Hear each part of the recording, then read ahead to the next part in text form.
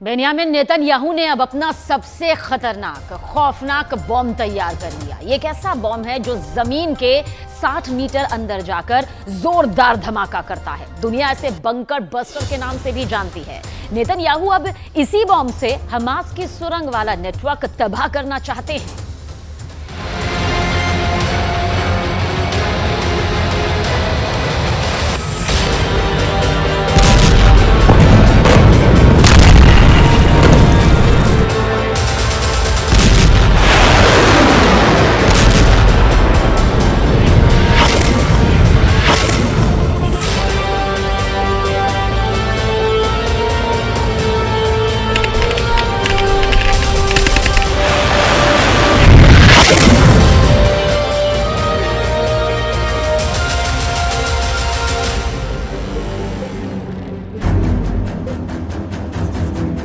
Hamas की सुरंग ही Hamas का सबसे बड़ा हथियार है। इन्हीं सुरंगों में ही हमास के हमलावर ताक लगाए बैठे हैं। इस सुरंगों के नेटवर्क को इस्तेमाल करते हुए ही हमास इजराइल की सेना को घेर कर मारना चाहता है। सवाल है कि ऐसे में इजराइल कैसे सुरंगों के नेटवर्क को तबाह कर सकता है? तो जवाब है BBB यानी बंकर बस्टर बम। यह ऐसा बम होता है जो बंकर को भेद कर फटता है। यह गहराई में छिपे दुश्मन को मार डालता है। यह पाताल तक पहुंचकर ऐसा ब्लास्ट करता है कि टारगेट के बचने की उम्मीद पूरी तरह खत्म हो जाती है। इसलिए इसे कहा जाता है बंकर बस्टर बम। इजराइल के पास इस वक्त 3 तरह के बहुत ही खतरनाक बंकर बस्टर बम हैं जो हमास की सुरंग को तबाह कर सकते हैं। पहला है GBU-28, दूसरा है GBU-72 और तीसरा है GBU-57।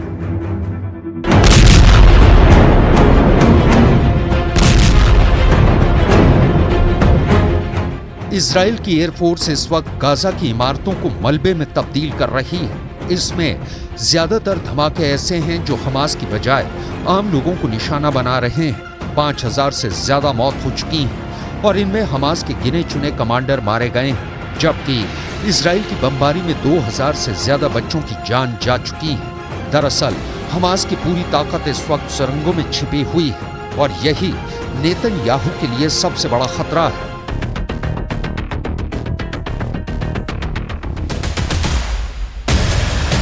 लिहाजा इजराइल की एयरफोर्स ने अब ज्यादा से ज्यादा बंकर बस्टर बम फायर करने का फैसला किया है ताकि हमास की सुरंग को जमीन के अंदर ही खत्म कर दिया जाए।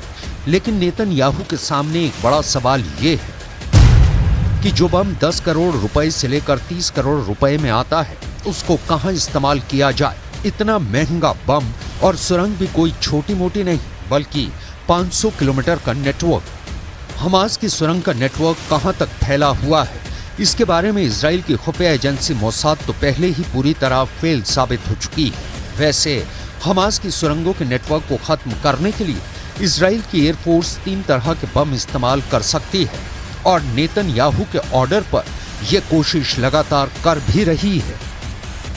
इजराइल हमास की जंग दिन बर दिन और ज्यादा भीषण होती चल रही है। 2 हफ्ते से भी ज्यादा का वक्त इस जंग को अब तक बीत चुका है। हमास पूरी तैयारी के साथ इजराइल पर उसने चढ़ाई की, लेकिन इजराइल के पास भी पूरी तैयारी थी। इजराइल के पास 3 तरह के बड़े बम हैं जिनका जिक्र हम यहां पर करेंगे और आपको समझाएंगे कि आखिर ये बम कितने शक्तिशाली है। सबसे पहले आपको दिखाते हैं इजराइल का GBU-28 बंकर बस्टर बम।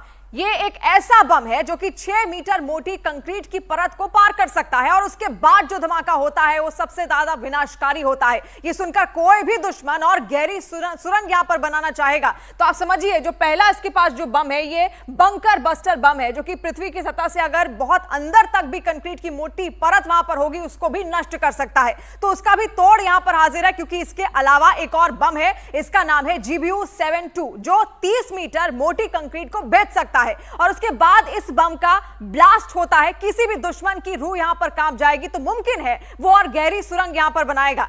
तो इसका जवाब भी यहां पर है। और क्योंकि तीसरा बम सबसे ज्यादा खतरनाक है और इससे कोई भी नहीं बच पाएगा, यह बम है GBU-57। यह सबसे ज्यादा ताकतवर बम है जो 60 मीटर की सतह को भेदने के बाद तबाही मचा सकता है, यानी कि जमीन के 60 मीटर गहराई में छुपना भी मौत से यहां पर नहीं बच पाएगा। तो ये 3 बड़े बम का जिक्र हमने यहां पर किया जो इस वक्त इजराइल के पास मौजूद है, जिसकी वजह से हमास सीधे तौर पर कभी भी हमला नहीं करता है इजराइल पर। और ऐसे में देखिए कितने ज्यादा शक्तिशाली ये बम है, बंकर बस्टर बम इनको कहा जाता है। इन 3 बमों का जिक्र हमने यहां पर किया।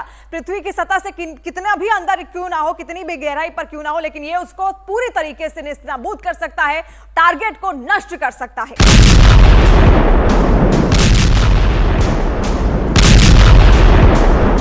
ये बम जिस गहराई में जाकर फटते हैं वहां कुछ भी नहीं बचता।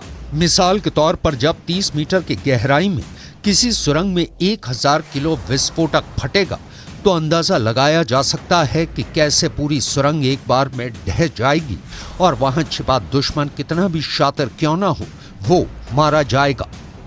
लेकिन इजराइल के लिए सब कुछ इतना आसान नहीं रहने वाला। उसके पास चाहे जितने बंकर बस्टर बम हो, लेकिन हमास की सुरंग भी ऐसी हैं जिनका नेटवर्क और जिनकी गहराई अब भी इजराइल के लिए बहुत बड़ा चैलेंज बनी हुई है। गाजा में चाहे ऊपर बड़ी बड़ी इमारतें ढाही जा रही हैं, रिहायशी इलाके पूरी तरह मलबे वाला कब्रिस्तान बन चुके हैं, वहां जमीन के नीचे हमास का जाल ऐसा फैला हुआ है कि उसका बाल भी बांका करना नेतन्याहू और उनकी फौज के लिए पसीने छुड़ाने जैसा होगा। गाजा के इस मैप पर आप हमास का टनल नेटवर्क देख सकते हैं। गाजा के अंदर ये नेटवर्क 500 किलोमीटर का बताया जाता है और कई जगह ये सुरंग 500 फीट की गहराई में है, यानी सतह से करीब 150 मीटर नीचे। ये इतनी गहराई है जहां पर कोई बंकर बस्टर बम नहीं पहुंच सकता। इसलिए नेतन्याहू को सुरंग नेटवर्क को तबाह करने के लिए बहुत सटीक इंटेलिजेंस चाहिए होगी और ये काम मोसाद ही कर सकता है। इजराइल की सैटेलाइट नेटवर्क को भी अब तक इस नेटवर्क को पता करने में कोई कामयाबी नहीं मिली है।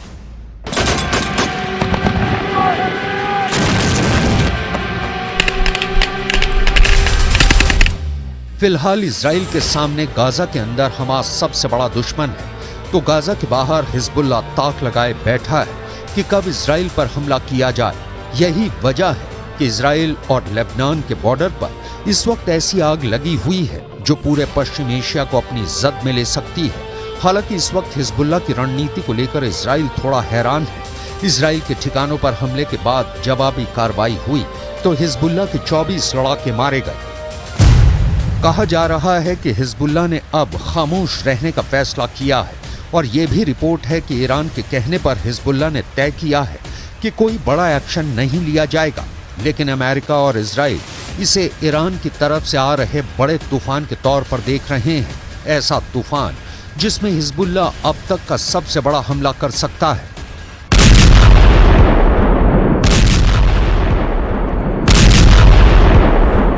इससे पहले हिजबुल्लाह कई वीडियो जारी कर चुका है जिसमें यह मैसेज दिया गया है कि उसका अटैक ऐसा होगा जो इजराइल रोक नहीं पाएगा। इस वीडियो में हिजबुल्लाह का मिलिशिया कमांडो ऑपरेशन की तरफ इशारा कर रहा है। हिजबुल्लाह ने बहुत साफ साफ शब्दों में कहा है कि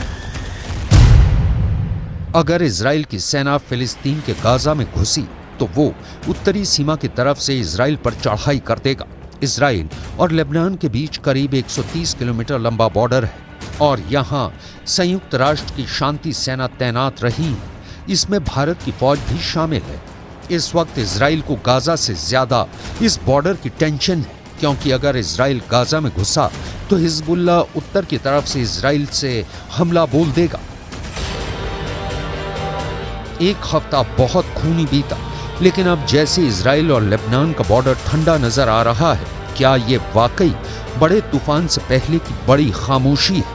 अगले 2 दिन इस युद्ध में बहुत अहम होने जा रहे हैं, क्योंकि गाजा में 5000 मौतों के बाद गुस्सा तो पूरे पश्चिम एशिया में भड़क चुका है।